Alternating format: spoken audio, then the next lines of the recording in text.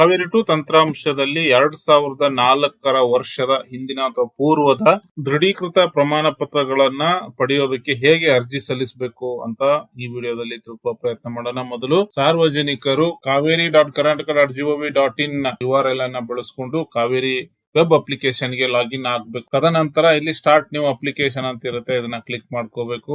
ಅದಾದ್ಮೇಲೆ ಇಲ್ಲಿ certified copy online ಅಂತ ಇರುತ್ತೆ, ಅದನ್ನ ಕ್ಲಿಕ್ ಮಾಡ್ಕೋಬೇಕು. ಇಲ್ಲೊಂದು ಪ್ರೀ ರಿಕ್ವಿಸೈಟ್ ಫಾರಂ ಬರುತ್ತೆ, ಅದನ್ನೆಲ್ಲ ಓದ್ಕೊಂಡು ಕೊನೆಯಲ್ಲಿ ಕಂಟಿನ್ಯೂ ಅಂತ ಇರುತ್ತೆ, ಅದನ್ನ ಕ್ಲಿಕ್ ಮಾಡ್ಕೋಬೇಕು.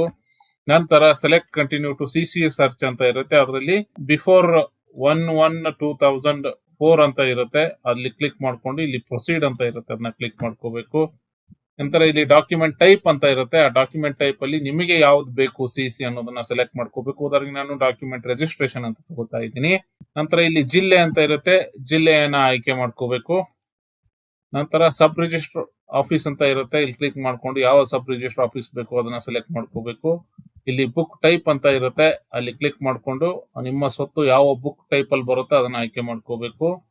ಡಾಕ್ಯುಮೆಂಟ್ ನಂಬರ್ ಅಂತ ಇರುತ್ತೆ, ಆ ಡಾಕ್ಯುಮೆಂಟ್ ನಂಬರ್ ಅನ್ನ ನೀವು ಇಲ್ಲಿ ಮೆನ್ಷನ್ ಮಾಡಬೇಕು. ಇಯರ್ ಆಫ್ ರಿಜಿಸ್ಟ್ರೇಷನ್ ಅಂತ ಇರುತ್ತೆ, ಅದನ್ನ ಕ್ಲಿಕ್ ಮಾಡ್ಕೊಂಡು ಯಾವ ವರ್ಷದಲ್ಲಿ ಅದು ರಿಜಿಸ್ಟ್ರೇಷನ್ ಆಗಿದೆ ಅನ್ನೋದನ್ನ ನೀವು ಸೆಲೆಕ್ಟ್ ಮಾಡ್ಕೊಂಡು ಇಲ್ಲಿ ಸಬ್ಮಿಟ್ ಅಂತ ಇರುತ್ತೆ, ಅದನ್ನ ಕ್ಲಿಕ್ ಮಾಡ್ಕೊ. ನಂತರ ಒಂದು ಸಮ್ಮರಿ ರಿಪೋರ್ಟ್ ಬರುತ್ತೆ, ಅದನ್ನೆಲ್ಲಾನು ಕೂಲಂಕುಷವಾಗಿ ನೀವೆಲ್ಲ ಓದ್ಕೊಂಡು ಇಲ್ಲಿದೆ ನೋಡಿ ಕ್ಲಿಕ್ ಇ ಸೈನ್ ಅಂತ ಇರುತ್ತೆ, ಅದನ್ನ ಕ್ಲಿಕ್ ಮಾಡ್ಕೋಬೇಕು. ಈ ಸೈನ್ ಮಾಡೋದಕ್ಕೆ ಆಧಾರ್ ನಂಬರ್ ಅನ್ನ ಇಲ್ಲಿ ಅರ್ಜಿದಾರರು ಮೆನ್ಷನ್ ಮಾಡಬೇಕಾಗ್ತದೆ. ನಂತರ ಇಲ್ಲಿ ಗೆಟ್ OTP ಅಂತ ಇರುತ್ತೆ, ಅದನ್ನ ಕ್ಲಿಕ್ ಮಾಡ್ಕೋಬೇಕು. ಅರ್ಜಿದಾರರ ಆಧಾರ್ ನೋಂದಾಯಿತ ಮೊಬೈಲ್ ನಂಬರ್ಗೆ ಒಂದು SMS ಬರುತ್ತೆ, OTP ಇರುತ್ತೆ, ಅದನ್ನ ಇಲ್ಲಿ ಮೆನ್ಷನ್ ಮಾಡಬೇಕು. ಇಲ್ಲಿ OTP ಯನ್ನ ಮೆನ್ಷನ್ ಮಾಡ್ತಿದ್ದಂಗೆನೆ ಇಲ್ಲೊಂದು ಚೆಕ್ ಬಾಕ್ಸ್ ಇರುತ್ತೆ, ಅದು ಆಟೋಮೆಟಿಕ್ ಆಗಿ ತಗೊಳುತ್ತೆ. ನಂತರ ಇಲ್ಲಿ ಸಬ್ಮಿಟ್ ಅಂತ ಇರುತ್ತೆ, ಅದನ್ನ ಕ್ಲಿಕ್ ಮಾಡ್ಕೋಬೇಕು.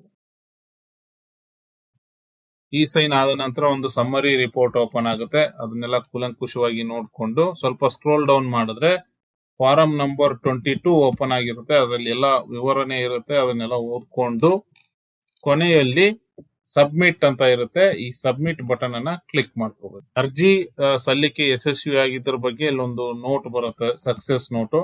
ಇದೇ ನೋಟು ನೋಂದಾಯಿತ ಮೊಬೈಲ್ ನಂಬರ್ಗೂ ಕೂಡ ಬರುತ್ತೆ, ಅದನ್ನ ನೋಡ್ಕೊಂಡು ಇಲ್ಲಿ ಕ್ಲೋಸ್ ಅಂತ ಕ್ಲಿಕ್ ಮಾಡ್ಕೋಬೇಕು. ಅರ್ಜಿಯ ಸ್ಥಿತಿಗತಿ ಇಲ್ಲಿರುತ್ತೆ, ಅರ್ಜಿ ನಂಬರ್ ಇರುತ್ತೆ, ಅರ್ಜಿ ಡೇಟ್ ಇರುತ್ತೆ, ಅರ್ಜಿ ಟೈಪ್ ಇರುತ್ತೆ, ಅಪ್ಲಿಕೇಶನ್ ಸ್ಟೇಟಸ್ ಏನ್ ಅನ್ನೋದಿರುತ್ತೆ.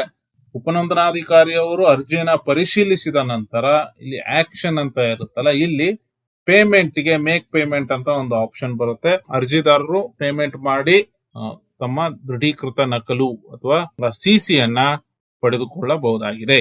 ಇದೇ ರೀತಿಯ ಇನ್ನಷ್ಟು ಉಪಯುಕ್ತ ಮಾಹಿತಿಗಳಿಗಾಗಿ ನಮ್ಮ ಇಲಾಖೆಯ ಸಾಮಾಜಿಕ ಮಾಧ್ಯಮಗಳನ್ನ ಫಾಲೋ ಮಾಡಿ, ಲೈಕ್ ಮಾಡಿ, ಶೇರ್ ಮಾಡಿ.